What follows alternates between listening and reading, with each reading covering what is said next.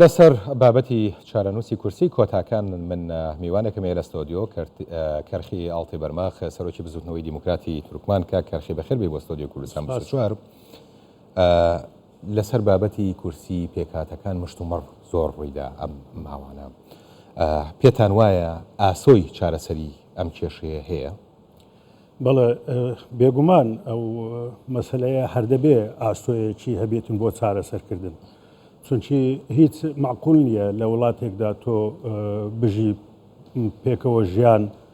باسی پێکەوە ژیان بکرێت لە وڵاتەدا کەچی ڕێگانە درێ بە پێکاتەیەکی گرنگ ویا چەند پێکاتەیەکی گرنگ بەشداری نەکەن لە پەرلەمان و وەکو کۆتا ڕێی لێ ببڕن و دەشزانرێ ئەگەر کۆتانە بیتن لەوانەیە بە ڕێگای تر نەتوانن بەو شێوەیە بەشداری بکەن. کۆتاکەش هەر لەسەر ئەو ئەساسە دانرابوو کە بەشداریان پێ بکرێت بۆ ئاسۆی ئەو حەڵکردنی ئەو مشکلانە. بێگومان جەنابی سەرۆک مەسعود بارزانی لە یەکەم ڕۆژەوە ئەو مەسلەیە ڕەت کردوتەوە کە پێکاتەکان دەبێ بەشداری بکەن کە ڕێگری لە بەشداریکردن بۆ ئەوان خەتێکی هێڵێکی سوورە زۆر بە ڕاشکاوانە هاتە ناو بابەتەکە و بیر و بۆچوونەکانی خۆی بێ لەوەش کە وەکو پارتیش وەکو پارتی دیموکراتی کوردستانیش جەنابیان فەرمویان کە ئێمە بێ کۆتاکان بێ پێکاتەکان ناتوانین بچینە ناو هەڵبژارنێکەوە ناو پەرلەمانێکەوە کە ئەوانی تێدا نەبن کە بەشدار بووینە لەگەڵ ئێمە لە هەموو لە مێژووە هەتا ئێستا بەیەکەوە بەشداری هەموو هەنگاوەکان بووینە. بێ لەوە جەنابی سەرۆکی حکوومەتی هەرێمی کوردستان کاتی کە سەفەرە گرنگەکەی کرد بۆ ئەمریکا هەر لەوێش ئەو باسە یەکێک بوو لە خاڵەکانی کە باسی لەسەر کرد و جەختی لەسەر ئەوە کردبووە کە گرنگە پێکاتەکان بەشداری بکەن لە پەرلەمان و کۆتاکان ڕێگری لە کۆتاکان نەکرێ و بێ لەوەش ئەو سەفەرەی جەنابی سەرۆکی هەرێم کە ئێستا چەند ڕۆژێکە وا لە بەغدایە لەگەڵ سەرۆک وەزیران و لەگەڵ هەموو بەرپرسەکانی بەغدا و لەگەڵ ئیتاری تەنسیقی و ئەوانی کە لە بەغدان بێوچان ئەو مەسەلەیە باز دەکاتن و دیفاعی لێ دەکاتن و کە پێدەچی ئێستا ئاسۆیەکی وا هاتوۆتەکایەوە قەناعەتێک پەیدا بووە کە ڕاستە دەبێ پێکاتەکان لە پەرلەمانی کوردستاندا بەشداریان هەبێ. جیا لەو هەوڵانە هەوڵی ئێوە چی بووە وەکو پێکاتەکان بۆ دروستکردنی کاریگەری لەسەرەوەی کە ئەم بابەتە بگەڕێتەوە شوێنی خۆی و مافی ئێوە وەکو پێکاتەکان پارێزراو بێت لە پرۆسەی دیموکراسی و هەڵبژاردن هەرێمی کوردستان؟ بەداخەوە ئێمە لە هەر ئەوەندە مازانی لە محکەمەی لە دادگای فیدرالی لە بەغداوە ئەو بڕیارە دەرچوو پێشینەیەکی بۆ ئێمە نەبوو. مەسەلەن ئەو لایەنانی کاتا شکایەتەکەیان کردووە دەبووە قسەیان لەگەڵ پێکاتەکان بکردابە، دەبووە نیگەرانی ئەگەر نیگەرانیان هەیە لەگەڵ خودی پێکاتەکان دەبا نیگەرانیەکانیان باز بکردابە.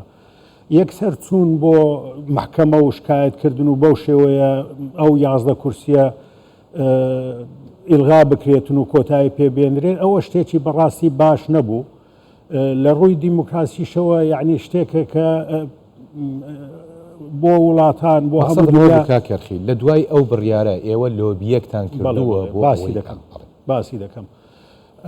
ئێمە دەستمان کرد بەوە کە بۆ یەکەم جار ئێمە ڕەتی ئەو بڕیارەمان کردەوە. ئەو بڕیارێکە کە موچحیفە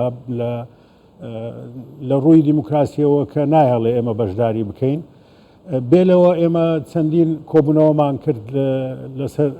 لەگەڵ جەنابی سەرۆک بارزانی لەسەر ئەو مەسەلەیە کە بیر و بۆچوونەکانی خۆشمان بۆ جەنابیان ڕۆن کردەوە. جەنابیشیان پشتگیریان لە ئێمە کرد و بێلەوە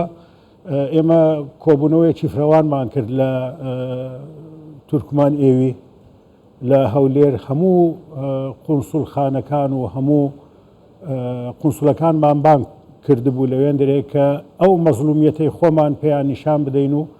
و بتوانین چارەسەرێکی بۆ دابنێن هەموو بە هەموو دنیامان ڕاگەیان لە ڕێگای قونسوڵخانەکانەوە لە ڕێگای قونسوڵەکان کە هەمووشیان هاتبوون بە سوپاسەوە ئەوەشمان کرد. بێ لەوەی کە ئێمە وەفدمان هەبوو بۆ محکەمەی ئیتحادی لە بەغدا و چەندین جار کە باس بکرێتن و بچن لەو مەوزوعی لەو بڕیارەی کە دەرچووە چۆنیەتی دەرسوونی بڕیارەکە بۆچی ئێمە ئاگادار نەبووینە بۆچی ئیتر هەموو ئەوانەمان کردووە و لەسەروی هەموو ئەوانەشەوە ئێمە ڕەتمان کردوتەوە و داوای ئەوەش دەکەین کە کۆتاکان بگەڕێنەوە و بەشداری بکەن. زۆر باشە من ئەمەوێ پرسیارێکی شخصی لێ بکەم کاک کەرخی. ڕاستە جەنابە کەسایەتێکی سیاسیت لە هەرێمی کوردستانە بەڵام ئەمەوێت وەکو هاوڵاتێکی تورکمانی چه هەستێکی لا دروست بووە هەستی کەسی پێڵێن چه هەستێکی لا دروست بوو کاتێک ئەبینیت کە ئێوە لە پرۆسەیەکی ئاوا گرنگ لە هەرێمی کوردستانە دوورەخرێنەوە؟ واللهی ڕاستیەکەی من وەکو هاوڵاتیەکی وەکو هەموو هاوڵاتێکی ئەو کوردستانە وەکو تورکمانێک هەست بەوەمان کرد کە بە برینداریەک هەست بەوەمان کرد کە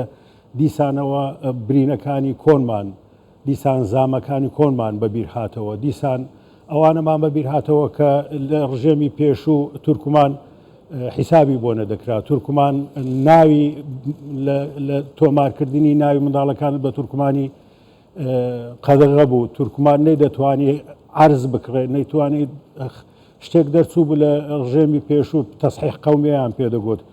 ئێستا یعنی بەڕاستی ئێمە ئەو شتانەمان بەبیر دێتەوە برینێکی قوڵی بۆ جێهێشتوین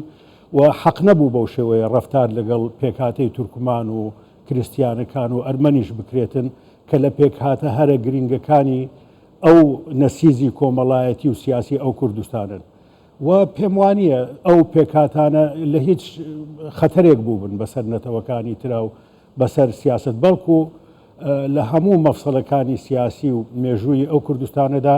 هەر لەگەڵ خەتی گشتی و لە قازانجی کوردستان و لەگەڵ هەرێمی کوردستان بووینە وەکو تاچێکی ئەو نیشتمانە. بەڵێ بەڕێز کەرخی ئاڵتێ بەرماغ سەرۆکی بزوتنەوەی دیموکراتی تورکمان زۆر سپاس بۆ بەڕێز.